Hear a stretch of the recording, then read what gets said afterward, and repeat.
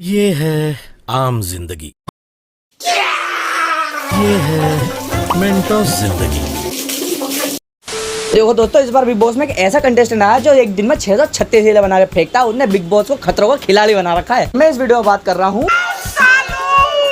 भाई, big boss में आए हैं लॉर्ड पुनीत। झुक के रहना पड़ेगा मेरे आगे। देखो भाई, बिग बॉस में इस बार ऐसे ऐसे कंटेस्टेंट आए तुम उसके बारे में जानते तक नहीं होगे। सिर्फ दो लोगों को छोड़कर, एक खतरों के खिलाड़ी लॉर्ड पुनीत और एक हमारे फुकरा इंसान। भाई इन दोनों के अलावा तुम किसी को नहीं जानते कि कौन आया हुआ है। और जिससे हमारी पूरी फिल्म इंडस्ट्री डरती है, यानी कि सैलमोन भाई। हमारे पुनीत भाई ने उस तक को नहीं छोड़ा, उसके सामने भी लॉर्ड दिखा दिया होगा। तो सलमान भाई अपने घर का, यहाँ मैं हूँ लॉर्ड पुनीत। ऐसी बात करते हो? हाँ जी सर, मैं ऐसी बात करता हूँ। आपकी गर्लफ्रेंड कोई है?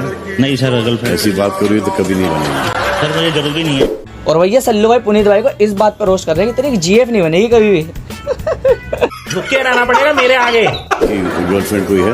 नहीं सर, गर्लफ्रेंड ऐसी बात करोगे तो कभी नहीं बनेगी। सल्लू भाई खुद के कुएं में पानी नहीं है, लेकिन दूसरों के कुएं भरने की चाह अभी भी नहीं खत्म हो रही। बिग बॉस के 12 सीजन में बिग बॉस को कोई इतना कुछ उखाड़ कर नहीं दिखा पाया जितना इस अकेले बंदे ने 12 घंटों में उखाड़ दिया बिग बॉस का। सीना ठोक के और छाती ठोक के कहता हूँ, बाहर निकाल दो, अभी बाहर निकालो, सालों नुकसान तुम्हारा है। भाई पुनीत सुपरस्टार ने इतना एक दिन में कोहराम क्यों मचाया? सबसे पहले आते हैं इस पॉइंट पर। भाई जब बिग बॉस के अंदर सबको बुलाया गया था तो सबको ये बोला गया था कि इस बार जनता ही सारे फैसले लेगी, जनता ही ये है, जनता ही वो है, जनता ही सब कुछ है। जनता के हिसाब से पुनीत सुपरस्टार को दूसरे नंबर पे रखा गया था, लेकिन दूसरे नंबर से गिरा करके उन सो कॉल्ड मेंबर्स ने डाल दिया उसे 10वें नंबर पर। तो उसका परिणाम क्या मिला हमें? तुम चाहते क्या हो? मैं चाहता ये हूँ कि मेरे को 2 नंबर पे लाया जाए और मेरे को सॉरी बोला जाए। जिसने भी मेरे को जो 12 नंबर पे लेके आया है वो मेरे को सॉरी बोलेगा और मेरे को अंदर बैठ देगा सोने के लिए। नहीं तो मैं यही करता रहूंगा, और नहीं तो निकालना तो निकाल दो। मैं कोई धमकियों से डरने वाला नहीं हूँ। भाई देखो, एमसी स्टैन ने लॉर्ड पुनीत को बोलता था कि भाई तुम्हारा कंटेंट तो क्रिंज है। समझ रहे ना लाला, तुम्हारे कंटेंट को नहीं क्या पब्लिक क्रिंज बोलती नहीं क्या? कंटेंट नहीं समझते तुम्हारे कंटेंट को, क्या बोलेंगे तुम इस पे? नहीं क्या मेरे को भी क्रिंज लगा, लेकिन नहीं क्या मैंने देखा तो। भाई ये तो वही वाली बात हो गई ना कि दो छपरी एक दूसरे को छपरी छपरी छपरी बुला रहे हैं। हमें छपरी। अब बात करते हैं लॉर्ड पुनीत को वहाँ से निकाला क्यों गया। देखो भाई, तुम्हें मिला जनता की तरफ से दूसरा नंबर हो, तुम दूसरे नंबर से सीधा 10वें नंबर पे लाकर फेंक दे जाते हो, तो उस समय तुम क्या करोगे? देखो भाई, अगर तुम्हारे साथ ऐसा होता है तो तुम ये 2 चीजें करते हो, या तो तुम शो के मेकर से बात करोगे या तो फिर तुम बिग बॉस से बात करोगे। लेकिन भाई तुम नॉर्मल बंदे हो, वो है लॉर्ड पुनीत। उनकी सुपर मैजिक है, उन्होंने टॉयलेट सीट के ऊपर ही आग दिया। लोग पीते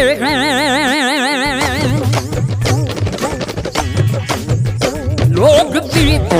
देखो भाई, अगर हगने की बात करी जाए तो पूरे घर वाले वहाँ पे हग रहे हैं, कोई अकेला लॉर्ड पुनीत ने नहीं हगा। उन्होंने तो टॉयलेट में हगा, वो वाले तो घर वाले तो पूरे घर में हगते फिर रहे हैं। बिग बॉस के कैमरास को लॉगिंग चैनल समझ के रख रखा था, जब मर्जी अपने मुंह की तरफ कैमरे घुमाया जा रहा था।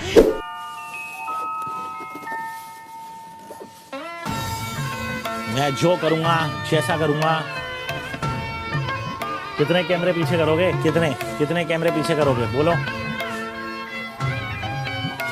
कितने कैमरे पीछे करोगे? मेरी आवाज नहीं बंद कर सकते तुम।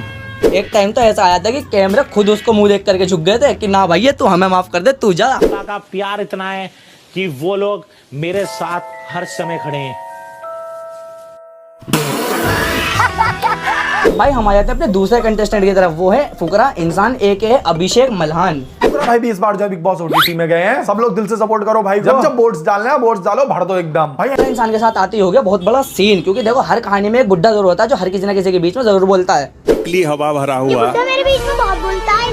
एग्रीड। जैसे तुम्हारी दिल्ली में क्या साइकिलों की दुकान है जो तुम हवा की बातें कर रहे हो, और अगर तुम हवा की बात कर भी रहे हो तो मैं तुम्हें एक बात बता दूं, हवा तो आजकल यूट्यूबरों की है। तो ये लोग एक्सेप्ट ही नहीं करना चाहते कि यूट्यूबर भी हमारे साथ में खड़े हो सकते हैं, हमारी बाजू में खड़े हो सकते हैं। एक्टर 1 साल में कमाते हैं ना, उतने एक यूट्यूबर 1 महीने में कमा लेता है। लोगों को 12-6 घंटे की शिफ्ट करनी पड़ती है और यूट्यूबर एक कमरे में बैठ करके इनसे ज्यादा पैसे कमा रहा है। ये बात इनको असल में हजम नहीं हो रही। ये सारे के सारे अपनी स्ट्रॉबेरी दुनिया में एक बबल में फंसे हुए हैं। ये देखो, अगर जजेस की बात करी जाए तो जजेस में सिर्फ मैं 2 लोगों को जानता हूँ, वो है एक सन्नी लियोनी और एक छपरी सॉरी मतलब एमसी स्टैन।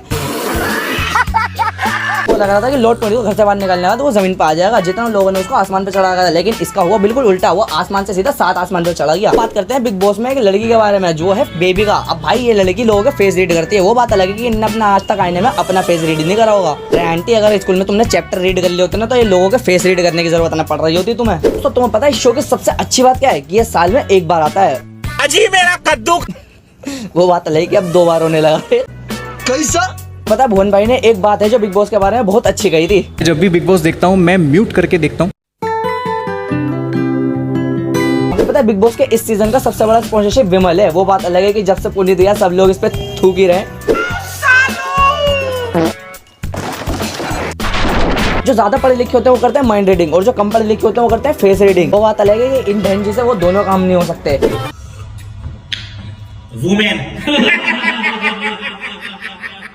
पता है जब बिग बॉस से पुनीत को निकाला गया था तो जियो सिनेमा की रेटिंग हो गई थी 2.8 और जब बिग बॉस के कंटेस्टेंट ने फुकरा इंसान को टारगेट करना स्टार्ट करा तो इसकी रेटिंग गिर करके हो गई है 1.1। चाचा देखा ना, मैंने बोला था कि हवा तो यूट्यूबर्स की चल रही है। अब बात करते हैं पूजा भट्ट के बारे में। भाई इन्होंने हमारे फुकरा भाई की परवरिश पर सवाल उठाया है। ये देखो परवरिश पर सवाल उठा भी कौन रहा है। अब बात कर लेते हैं सायरस अय्यर के बारे में। भाई इस प्राणी को देख करके तो मेरे दिमाग में बस एक ही बात याद आती है, ये तुम्हारे जिम का वही बंदा जो हर बार तुमसे बोलेगा कि भाई आज लेग डे नहीं करेंगे। फिर मारने का आएगा तू। शरीर ऐसा जैसे कि माउंट एवरेस्ट और पैरों को बिल्कुल सिलमपुर की गलियों जैसा बना रखा, पतला पतला। मेरी अम्मी मुझसे बोलती है कि अगर तुम खड़े होकर खाना खाओगे तो तुम्हारा खाना तुम्हें टांगों को लग जाएगा। अगर ऐसा सच में होता है ना तो सायरस भाई पंजों पर खाना स्टार्ट कर दो कल से तुम। बस भाई आज की वीडियो यहीं तक थी। अगर तुम नए हो तो फिर भाई मैं इंस्टाग्राम को सब्सक्राइब नहीं इंस्टाग्राम पे जाकर के फॉलो कर लो। अगर तुम्हें इस मैटर पे सेकंड पार्ट चाहिए जो कि बहुत तगड़ा मैटर चल रहा है, जो कि मैं हो सकता है बनाऊं भी, और अगर तुम्हें चाहिए तो कमेंट कर देना, ठीक है गाइस, और लाइक तो कर ही दो। जल्दी वहां से हटो।